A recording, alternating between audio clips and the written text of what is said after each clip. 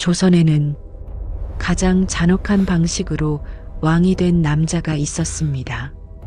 적을 죽이고 왕이 된 것도 아니었습니다. 반역을 진압하고 왕좌에 오른 것도 아니었습니다. 그는 자기 조카의 왕관을 빼앗았습니다.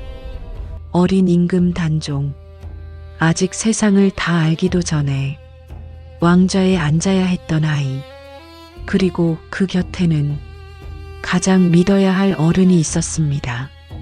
삼촌 수양대군. 하지만 그는 조카를 지켜주지 않았습니다. 왕자를 원했고 결국 그 아이를 왕의 자리에서 끌어내렸습니다. 훗날 사람들은 그를 세조라 불렀습니다. 그는 왕이 됐습니다. 권력을 손에 넣었습니다. 조선을 움직이는 모든 명령이 그의 입에서 나왔습니다.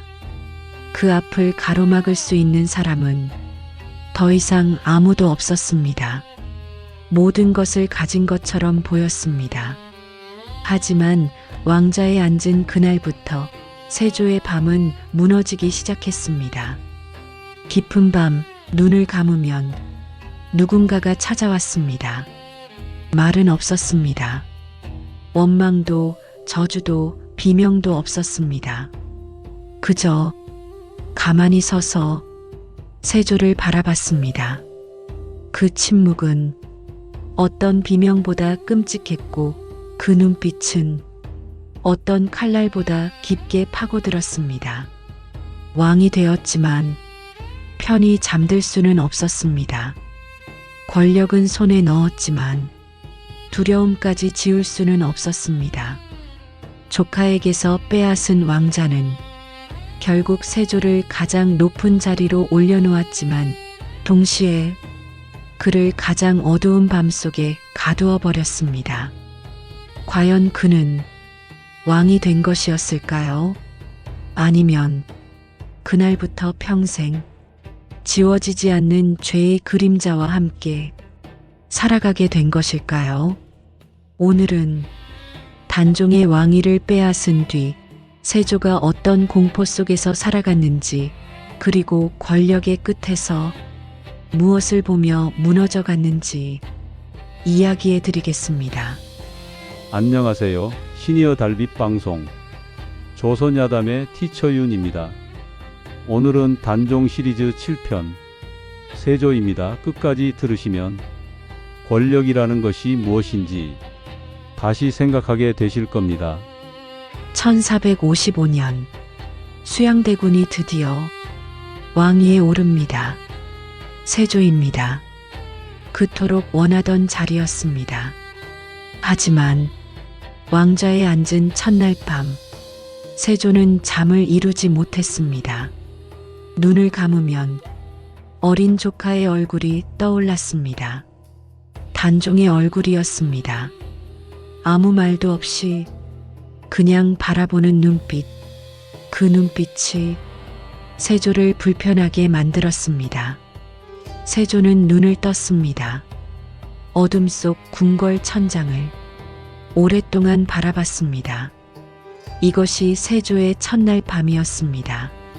세조가 직접 기록을 남겼습니다. 꿈에서 단종을 봤다고. 꿈속의 단종은 항상 어린 소년이었습니다. 말을 하지 않았습니다. 그냥 서서 바라볼 뿐이었습니다. 원망하는 눈빛이 아니었습니다. 그냥 슬픈 눈빛이었습니다. 그 눈빛이 더 무서웠습니다. 원망하면 차라리 나았습니다. 하지만 그냥 슬프게 바라보는 눈빛은 세조의 마음 깊은 곳을 건드렸습니다. 세조는 그 꿈을 꾸고 나면 식은땀을 흘리며 깼다고 합니다. 신하들은 알았습니다. 왕이 밤마다 잠을 제대로 자지 못한다는 것을. 하지만 아무도 감히 물어보지 못했습니다. 세조 재위 중반 이상한 일이 생겼습니다. 세조의 몸에 원인 모를 피부병이 생겼습니다. 처음에는 가벼웠습니다. 하지만 점점 심해졌습니다. 온몸으로 퍼졌습니다. 가려움이 심했습니다. 잠을 자지 못할 정도였습니다. 어이들이 치료를 했습니다. 하지만 낫지 않았습니다. 세조는 전국의 유명한 온천을 찾아다녔습니다. 충청도 온양, 강원도 오대산, 물이 좋다는 곳은 다 갔습니다. 하지만 병은 낫지 않았습니다. 어느 날 밤, 세조가 잠에서 깼습니다. 온몸이 가려웠습니다. 그런데 꿈속에서 단종이 무언가를 던졌다고 합니다. 세조는 그 이야기를 측근에게 조용히 털어놨습니다.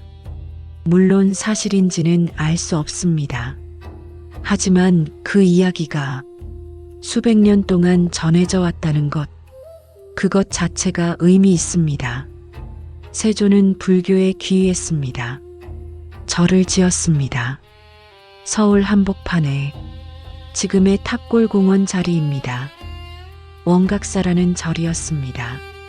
세조는 그 절에서 직접 불경을 읽었습니다. 죽은 자들의 넋을 기렸습니다. 단종을 위해서였습니다. 금성대군을 위해서였습니다. 사육신을 위해서였습니다. 왕이 직접 자신이 죽인 사람들을 위해 불경을 읽었습니다. 신하들은 아무 말도 하지 못했습니다. 세조는 오랫동안 그 자리를 떠나지 않았습니다. 눈물을 흘렸다는 기록도 있습니다. 권력을 위해 모든 것을 했던 사람이 혼자 절에서 울고 있었습니다. 세조 말년, 신하들이 이상한 것을 봤습니다. 깊은 밤, 세조가 혼자 궁궐을 거닐고 있었습니다. 아무도 데리고 있지 않았습니다. 횃불 하나만 들고 조용히 걸었습니다. 어디로 가는 것도 아니었습니다. 그냥 걸었습니다. 신하가 조심스럽게 따라갔습니다. 세조는 멈춰서서 하늘을 올려다봤습니다.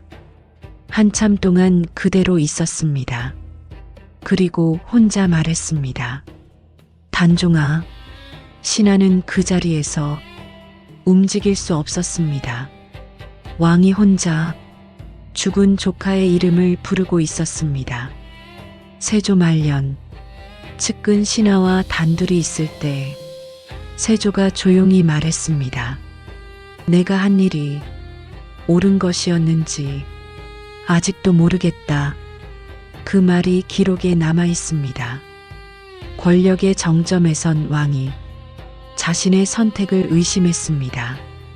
왕위를 빼앗고 조카를 죽이고 동생을 죽이고 충신들을 죽였습니다. 그 모든 것이 옳은 것이었는지 죽기 전까지도 몰랐습니다. 1468년 세조가 세상을 떠납니다. 제위 13년이었습니다. 죽기 전 세조는 유언을 남겼습니다. 내 장래를 간소하게 하라. 능도 크게 만들지 마라. 화려함을 원하지 않았습니다. 조용히 가고 싶었습니다. 세조의 무덤은 경기도 남양주에 있습니다. 광릉입니다. 그 무덤 주변 숲은 지금도 울창합니다. 광릉숲이라고 불립니다. 사람들은 말합니다. 세조가 살아서 베어낸 것들이 죽어서는 자라게 했다고. 세조 이야기는 권력에 대한 이야기입니다. 원하는 것을 얻었지만 편하지 않았던 사람, 옳은지 그른지 스스로도 몰랐던 사람, 여러분은 어떻게 생각하십니까?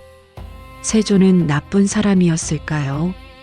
아니면 누구나 그 자리에 있었다면 같은 선택을 했을까요? 역사에는 완전한 악인도 완전한 선인도 없습니다. 그것이 역사를 보는 이유입니다. 댓글로 알려주십시오. 세조가 죽은 뒤에도 단종의 이야기는 끝나지 않았습니다. 단종의 아내 정순왕 후 남편이 죽은 뒤 64년을 더 살았습니다. 평생 흰 옷만 입고 매일 그 산에 올라 영월을 바라봤습니다. 그 이야기는 다음 편에서 이어집니다. 오늘 영상이 도움이 되셨다면 구독과 좋아요 부탁드립니다. 지금 바로 재생 목록을